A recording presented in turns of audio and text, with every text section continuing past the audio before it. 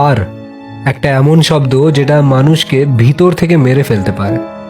প্রত্যেক জিনিসের প্রতি বিশ্বাস তার কাছ থেকে দূরে সরিয়ে নিতে পারে। হার মানুষকে এমনভাবে কাবু করতে পারে যে সে তার জীবনের উদ্দেশ্যটাই ভুলে যেতে পারে। হার মানুষের মধ্যে থেকে নিজের প্রতি বিশ্বাস, নিজের প্রতি ভালোবাসা আর জেতার আশা এগুলোকে মুছে ফেলতে পারে। রেজাল্ট খারাপ হওয়াটাও এক ধরনের হার।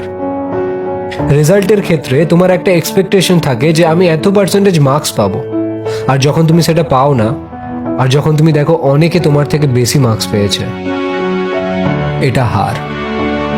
তুমি কেন পাওনি সেটা পরের কথা, কিন্তু তুমি যখন দেখলে অনেকে তোমার থেকে বেশি পেয়েছে বা তোমাকে কোনো স্কুল বা কলেজ অ্যাডমিশন দিতে পারছে না, যদি তুমি নির্লজ্জ হও তাহলে তোমার কোনো যায় আসে না।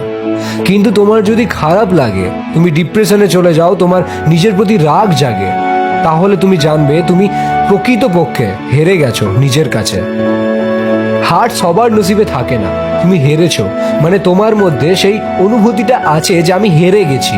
যারা নির্লজ্জ হয় তাদের কোনো যায় আসে না, তাদের কোনো ভাবনা নেই ভবিষ্যৎকে নিয়ে। তারা এটাও জানে না কাকে হার বলে কাকে জিত বলে, এদের দুটোর মধ্যে তফাৎটা কি। কিন্তু তুমি অনুভব করতে পেরেছো তুমি হেরে গেছো, মানে তুমি জানো কাকে জিত বলে, আর জেতার জন্য কি করণীয় সেটাও তোমারই জানা। তুমি নিজেকে বিশেষ মনে করো কারণ তুমি হেরে গেছো, কারণ হারও সবার ভাগ্যে থাকে না।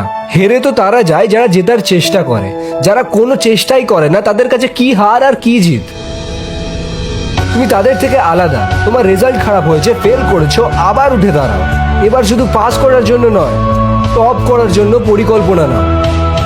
হেরে গেলে আবার ওঠো, কারণ তোমার হারই প্রমাণ দিচ্ছে তুমি কতটা চেষ্টা করছো। আর একদিন না একদিন তুমি পারবে হারকে হারাতে। তাই আর কোনো মন খারাপ নয়, হেরে গেছো, মেনে নাও এটা আর জেতার চেষ্টা করো।